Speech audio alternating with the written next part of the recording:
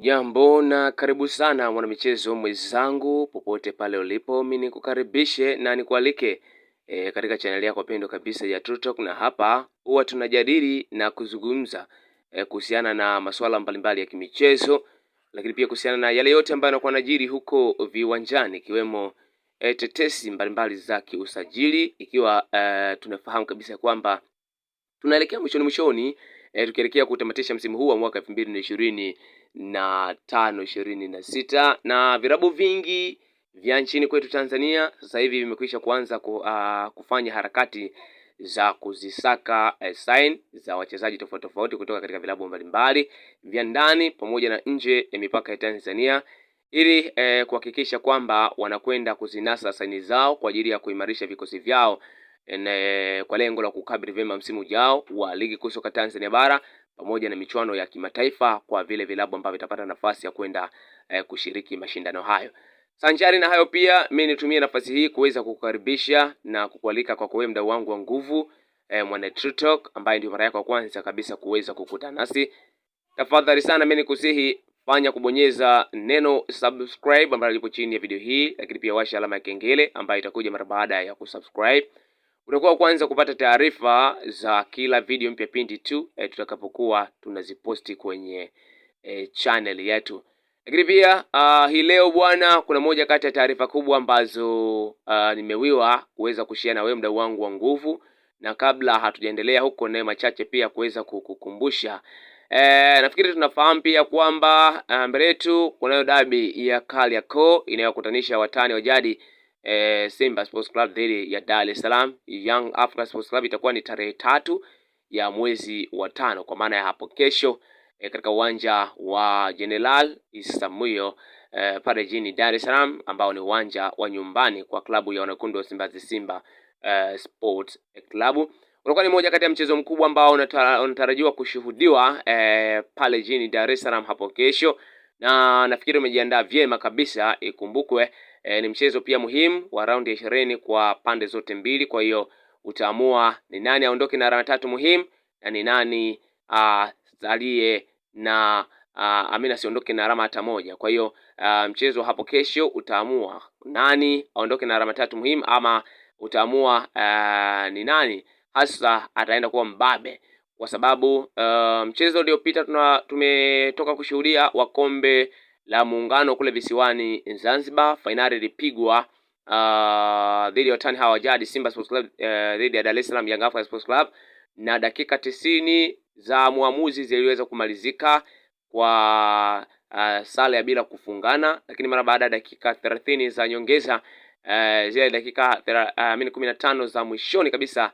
mkwaju wa penalty ulikuja kupigwa na Selemani Mwalimu Gomez mara baada ya Clatous Chota Chama kuweza kufanywa ile foul. Tunafahamu uwezo wa Clatous Chota Chama pia si miongoni mwa wachezaji wa kubezwa, hasa anapokuwa kwenye eneo la penalty box. Kwa hiyo tuliona nini ambacho alikifanya mpaka refa akaamua kufunika mkwaju wa penalty. Kwa kweli ilikuwa ni clear penalty, akili kubwa kweli kweli. Sitaki kuzungumzia sana hayo sasa. Tukirejea bwana kwenye taarifa kuhusiana na tetesi mbalimbali za kiusajili, kama nilivyosema hapo awali ni kwamba vilabu vingi vipo kwenye harakati za kufanya mazungumzo na baadhi ya wachezaji tofauti tofauti kutoka katika vilabu na maeneo mbalimbali, ili kuhakikisha kwamba wanakwenda kuzinasa saini zao kuelekea katika dirisha hili kubwa la usajili, ili kuimarisha vikosi vyao kwa ajili ya kukabili vyema msimu ujao wa mwaka 2026-27 kwa mashindano ya ndani kwa maana ya NBC Premier League, na hivi kwa mashindano ya kimataifa kwa CAF Confederation Cup ama kwa kombe la shirikisho barani Afrika, lakini pia kwa CAF Champions League ama kombe la ligi ya mabingwa barani Afrika. Sanjari na hayo pia kunazo tetesi kubwa ambazo zimetufikia kutoka katika vyanzo vyetu vya habari vya kuaminika zikimhusisha nyota wa Afrika ya Kusini. Hapa si mwingine ni Fawaza Basadien. Fawaza Basadien nafikiri ni moja kati ya wachezaji ambao pia wamechukua uwanja mpana kuna katika mijadala mbalimbali huko mitandaoni, na Fawaza Basadien sasa hivi anaichezea klabu ya Mamelodi Sundowns pale Afrika ya Kusini chini ya usimamizi wa kocha Miguel Cardoso, Na Fawaz Abassadian kabla ya kutimukia kunako katika klabu ya Mamelodi Sundowns alikuwa katika kikosi cha Stellenbosch FC. Nafikiri kama una kumbukumbu nzuri, wakati Simba akicheza nafikiri ilikuwa ni nusu finali kama sikosei ya kombe la shirikisho barani Afrika, akicheza na Stellenbosch FC. Alicheza Dar es Salaam, alicheza pia South Africa. Nafikiri tuliweza kuona Fawaz Abassadian ni moja kati ya mabeki wa aina gani. Yeye ni beki wa kushoto kwa maana anacheza left back, na ni moja kati ya mabeki wa kisasa ambao kimsingi kila kocha mwenye anatumia mfumo wa kisasa ataweza kuwiwa ama kuvutiwa na namna ambavyo huwa anacheza. Sasa Fawaz Abassadian kabla ya kutimkia Mamelodi Sundowns, kama nilivyozungumza hapo awali, alikuwa katika klabu ya Stellenbosch FC na alikuwa chini ya usimamizi wa kocha Steve Barker ambaye kwa sasa anakinoa kikosi cha wanawekundu Simba Sports Club. Kama unavyomuona Ismail Olivier Latole walicheza kwa pamoja katika klabu ya Mamelodi Sundowns. Ismail Olivier Latole mara baada tu ya kuwa free agent, Steve Barker alivyosaini kandarasi na klabu ya wanawekundu Simba Sports Club, akaona huyu simwachi, akaondoka naye, akaja kutoa naye pale. Lakini pia tunaye Neo Maema, tunaye Roshan Derak. Wawili hawa wote pia wanatokea pale Afrika ya Kusini. Kwa hiyo kwa Steve Barker anawafahamu vyema kabisa na tunafahamu kazi kubwa ambayo amekuwa akifanya sasa hivi. Lakini wote wametokea katika klabu ya Mamelodi Sundowns na Steve Barker anawafahamu pia vyema. Ikumbukwe pia kwa upande wa Fawaz Abassadian naye amenolewa kwenye mikono ya Steve Barker mwenyewe na akina Ismail Olivier Latole. Sanjari na hayo pia yuko Jayden Adams ambaye taarifa zinazidi kurindima kwa kasi kweli kunako katika mitandao ya kijamii zikihusisha majina haya na klabu ya wanawekundu wa Simba Sports Club. Na kwa upande wa Fawaz Abassadian nafikiri kama dili hili litakuja kutiki, ingawaje ziko changamoto kadha zinazowezesha kuleta upinzani mkubwa kwenye kukamilishaji wa dili hili, lakini nafikiri kama dili hili litakuja kukamilika, wengi tutakuja kuona na kufahamu ni nini hasa ambacho Fawaz Abassadian ama Fawaz Abassadian ni beki wa aina gani. Na mimi binafsi namfahamu vyema kabisa, na kwa sababu ligi ya Afrika ya Kusini tunafahamu ni moja kati ya ligi kubwa zenye ushindani mkubwa, na ikumbuke pia moja kati ya changamoto kubwa ambazo kwa sasa naweza kusema anazipitia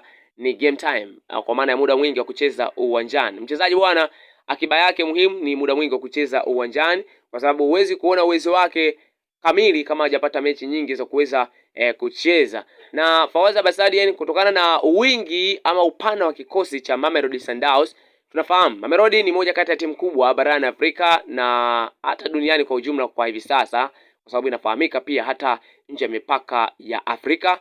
Wametoka kushiriki nafikiri michuano ya kimataifa ya mwaka 2020 na 425 ya kama sijasahau, wametoka kushiriki huko duniani, wamecheza kule, ilikuwa ni Marekani kama sikosei na wameshiriki mashindano hayo, ikiwa pia wamecheza na vilabu vingi vikubwa vyenye majina makubwa huko Afrika, huko Ulaya, na wanaifahamu na inafahamika vyema kabisa, na ndio maana baadhi ya wachezaji pia wanatokea ukanda wa Ulaya. Wachezaji wengi ambao wanaitumikia Mamelodi Sundowns wanatokea huko Ulaya. Sasa sitaki kuzungumza sana hayo. Ninachotaka kuzungumza ni kwamba kuhusiana na dili la Fawaz Abassadian na Jayden Adams na wengineo akiwemo Neo Maema, akiwemo Roshan Derak, ikumbuke wote hao wanatumikia klabu ya Simba kwa mkopo. Na kwa upande wa Fawaz Abassadian, jambo ambalo pengine linaweza kuleta uwepesi wa yeye kusaini kandarasi na Simba ni kwenye game time kama nilivyozungumza hapo awali. Akiba kubwa ya mchezaji na mahali pa kujidai pa mchezaji ni pale anapopata muda mwingi wa kucheza uwanjani. Nafikiri hili liko wazi na wengi tutafahamu pia. Kwa hiyo amekuwa hapati muda mwingi zaidi wa kucheza kutokana na wingi wa kikosi cha wingi ama upana wa kikosi cha Mamelodi Sundowns mpaka hivi sasa. Ina wachezaji wengi na wachezaji wote ni bora. Kwa hiyo imekuwa ni inaleta changamoto kidogo kwa kumpa muda mwingi wa kuweza kucheza uwanjani kutokana na wingi na ama upana wa kikosi cha Mamelodi Sundowns na mifumo ya kocha Miguel Cardoso kwa hivi sasa. Na labda hili pengine linaweza kutumika kama faida kwa klabu ya wanawekundu wa Simba Sports Club kama atapeleka ofa nzuri ya wataweza kukamilisha dili hili la kumsign Fawaz Abassadian. Sanjari pia na hayo iko hivyo kwa Jayden Adams, wote hawa wametokea katika klabu moja ya Stellenbosch FC. Stellenbosch FC si klabu ndogo, ni moja kati ya vilabu vikubwa ambayo inafahamika pia vizuri sana kwenye michuano ya kimataifa, hasa kombe la shirikisho barani Afrika, lakini pia chini ya usimamizi wa kocha Steve Barker ambaye alikinoa kikosi hicho na kuleta ushindani mkubwa kwenye michuano ya kimataifa mpaka ikafahamika, na ndio maana amenoa wachezaji kama kina Ismail Olivier Latule, Jaden Adams, Fawaza Basadian, wako na kina Devin Titus, wako kina Abu Moroisane, wako wengi sana ambao wanakitimua pale Afrika ya Kusini katika klabu ya Stellenbosch FC. Wote hawa ni wachezaji wakubwa ambao wanawindwa pia na vilabu vikubwa kama Mamelodi Sundowns. Bado inazidi kupeleka ofa kadha kwa ajili ya kutaka kuzinasa signs za baadhi ya wachezaji ambao wamenunuliwa kwenye mikono ya Steve Barker mwenyewe. Namfahamu, ni moja kati ya makocha wakubwa ambao wana uwezo mkubwa, ambao wanaweza kuamua matokeo katikati ya mchezo huku ukiwa unaendelea. Kwa hiyo si makocha wa kubezwa, na naamini kwamba Steve Barker si aina ya kocha wa kukadiriwa kwa urahisi sana. Kwa hiyo ni moja kati ya makocha wakubwa ambao kwa klabu ya Simba nafikiri imepata chaguo sahihi, na ni swala la muda tu kuweza kuona meza inapokwenda kupinduliwa kibabe. Sitaki kuzungumza sana hayo. Mimi ni Tema Sajina, hii ni True Talk. Kama ilivyoada hapa huwa tunajadili na kuzungumza kuhusiana na masuala mbalimbali ya kimichezo, lakini pia tetesi za usajili kuhusiana na yale yote ambayo yanakuwa yanajiri huko viwanjani. Sanjari na hayo pia huwa tunazungumza kuhusiana na yale yote ambayo yanakuwa na trend katika mitandao ya kijamii yanayohusisha michezo na burudani. Lakini pia kwa kweli ambaye ni mara yako ya kwanza kabisa kuweza kukutana nasi, tafadhali sana nikusihi fanya kubonyeza neno subscribe ambalo lipo chini ya video hii.